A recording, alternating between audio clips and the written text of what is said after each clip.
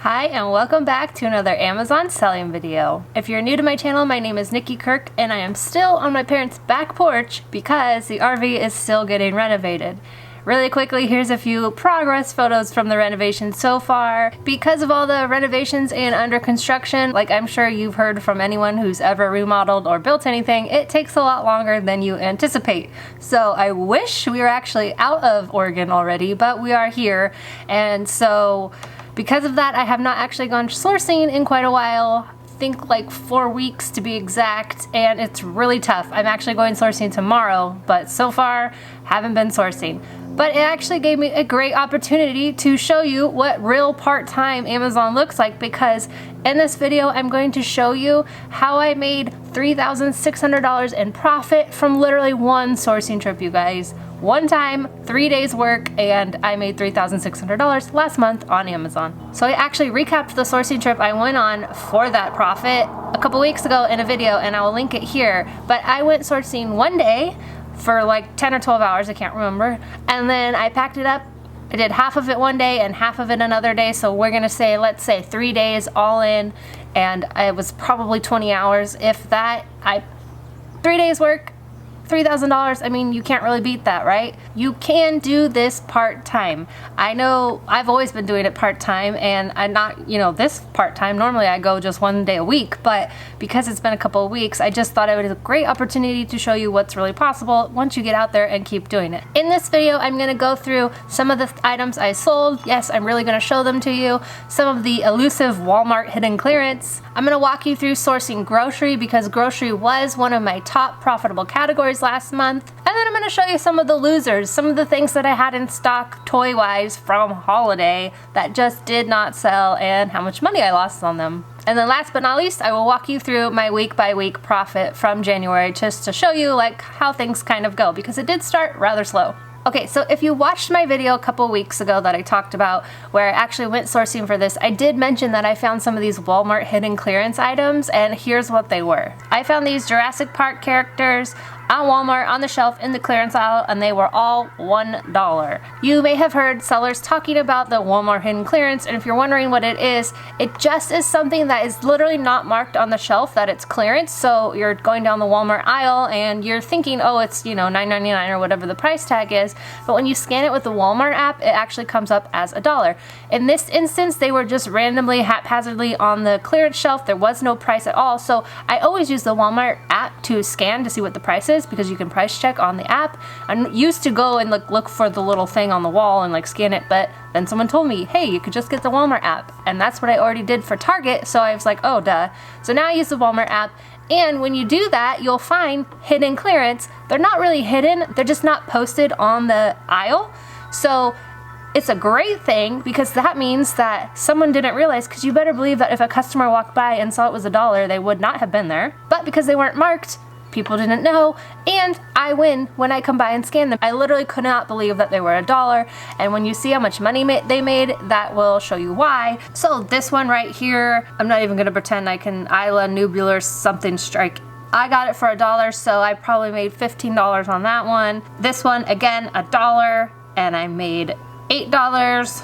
Another $1 one, and I made $9. Now I remember when I scanned this one, it was a little bit of a higher rank, and I was like, well, I know Jurassic Park sells because I've sold it in the past, so that was a great find. And then this one, you guys, crazy. So I made $32 from $1. So that was what Walmart hidden clearance is. If you ever hear people talking about it, just know you should download the Walmart app, and you should definitely scan, price check everything that you're doing just to see if it's on clearance. Another Walmart hidden clearance item I snagged in beginning of January was this Mandalorian the Child plush, and it was on sale, hidden clearance on Walmart for $3.50. I grabbed 9 of them. So here you can see it in seller board. So I sold them for $19.99.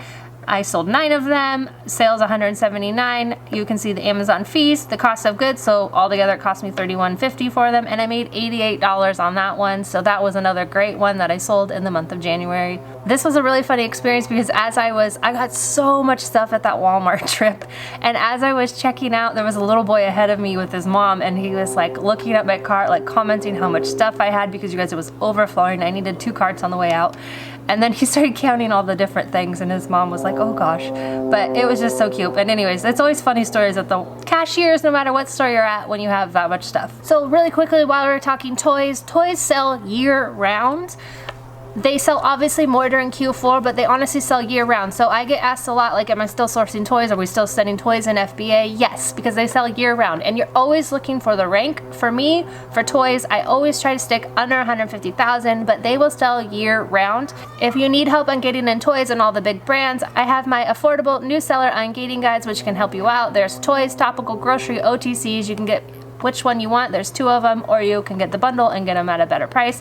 The links are all below in all my videos, and I also have a Canadian seller guide coming out. You can pre-order it and save right now. All the links are below. Toys are also like a hot topic right now in any of the Facebook groups because of all the documents that Amazon is requesting all of a sudden. So you might have heard people mentioning CPC or Child Product Certificate, or Amazon's requesting for product compliance documents. All of that is all right now really in the toy category, and honestly, I have not really talked about it. If you're in any of my groups, you haven't really heard me talk about it because I'm not really worried about it, honestly. And let me show you why. So I currently have 91 of these document requests opened, and so many of them are old products that I no longer sell. There's a handful that I still have, but when I first got one back in September, and you can see it right here, it was for Scientific Explorer Confectionery Science Kit. September 24th, I got it. They requested it. I didn't do anything, and it was due by October. I did start to price to move the product because I was worried, like I'm sure many of you are if you saw them all pop up. I priced to move it. Unfortunately, it was a higher ranked item, and it, like, when I bought it, it was fine, but all of a sudden it went up to like 300,000 in toy. So it wasn't really selling. And then because of that, I just kept dropping the price to literally like giving away. What did I sell it for? $8.99. I was losing money on this thing.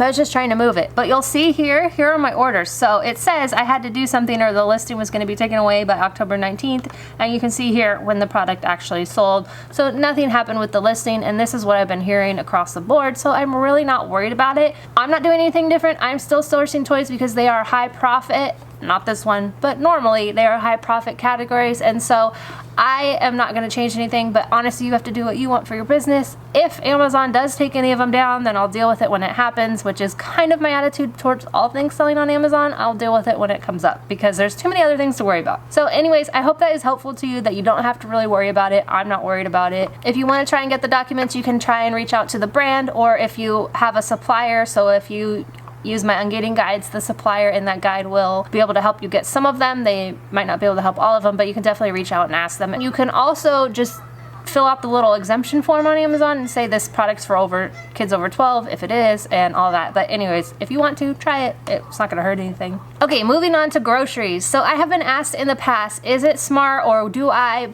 buy stuff like, let's say Valentine's Day. If Valentine's Day stuff goes on sale, would I still sell Valentine's Day stuff after the holiday? And for me, the answer is no, because I literally did that 2 years ago. And in March, when it didn't sell, we were all eating turtles that I had sent back to me. So I've just been burnt on the past. So if it's very specific to the holiday, no, I don't try and sell it. You can do what you want. I just don't do that.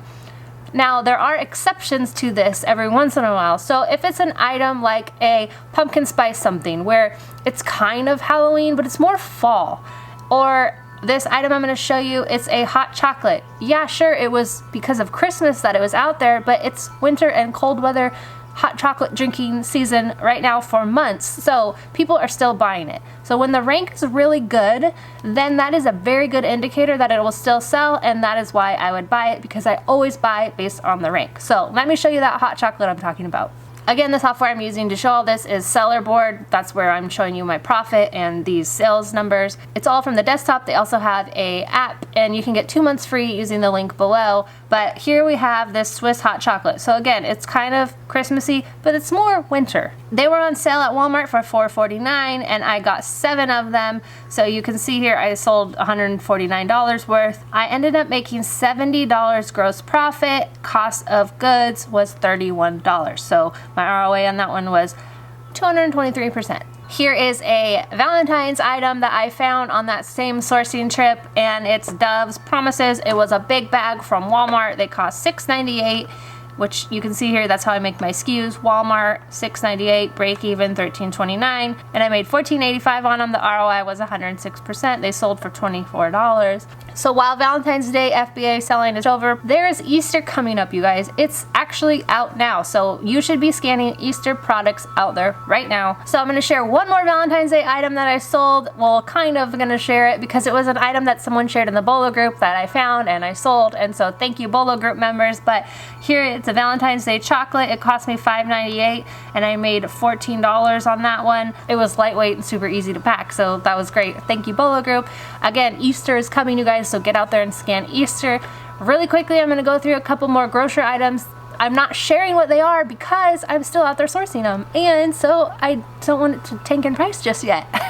This is a candy item. You can see the rank in groceries, 50,000, which is great. It's selling for $33.99, and I am making $14 because I'm buying it for $9. You guys, this is selling so fast. I have sold 14 of them. Here's another grocery item. This is a soup item. I've sold 51 of these bad boys, and while it's not a crazy profit, it is $5 on $5. So it costs $4.99 and I'm making $5.13, and I've sold 51. One more item for you. It's got around 30,000 in grocery. It's $11.96, but I think I'm selling them for $12.99. I'm sold out right now, and so I'm making $4.48, which is, I know, below my $5, but it's like a quick flip and it's selling, and with that rank, I'm just like, sure, I'll do it. It was lightweight, so anyways, that's a coffee item.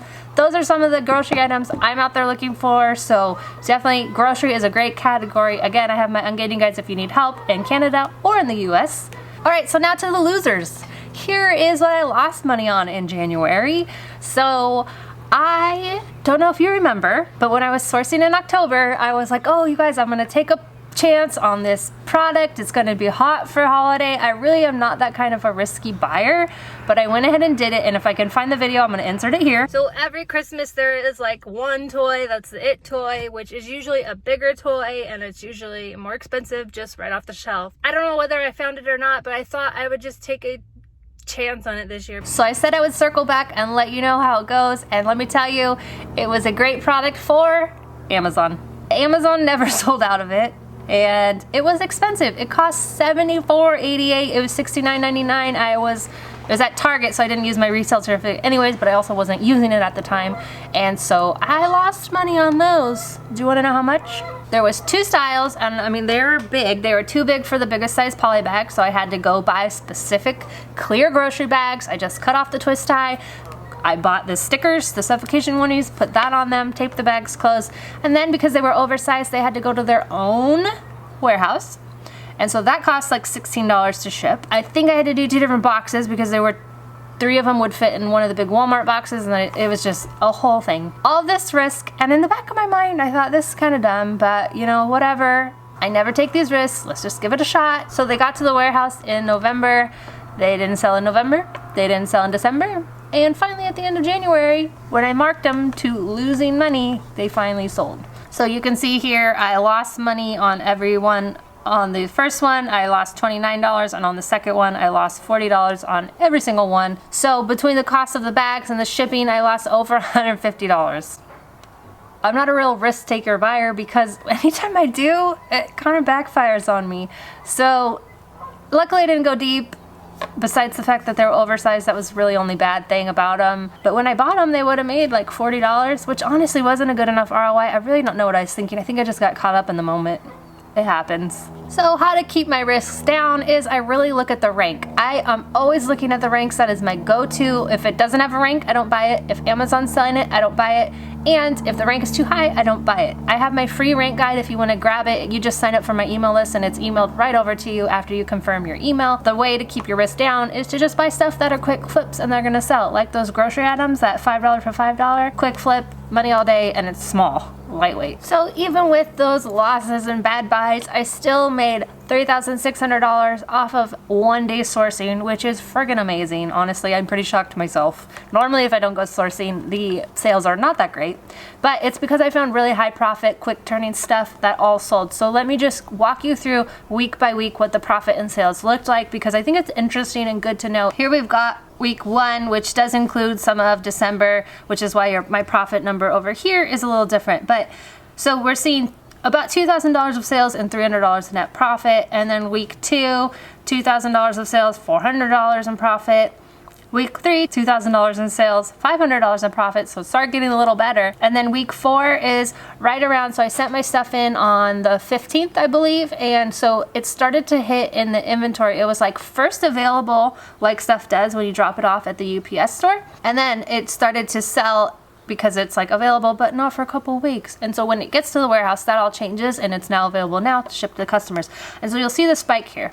So $3,000 of sale, almost $900 in profit for week 4, and finally week 5, when all my money started coming in, almost $5,000 in sales for $1,500 in profit. So it really started out slow, and I was like, oh well, it's gonna be a slow January, which makes sense because I didn't source a lot and yada yada yada, but everything ended up selling. So always you want to keep your inventory flowing, you want to keep the goods going in. You can do this part-time, you don't have to put it full-time, especially when you're starting. If you have another job, why don't you just start this? Go sourcing every other week, just go on the weekend, like whenever you can. It's worth it if you want to do this. So I hope this video was helpful and encouraging, or just showed you what's possible, or hopefully you're doing even better than me and you're like, what? That's crazy. I hope you're doing better than me. I want everyone to succeed on Amazon because everyone can succeed on Amazon. If you need any help ungating for the US or Canada, or want to join the Bolo group, all the links are below. I hope you guys have a happy, healthy, and safe week out there sourcing.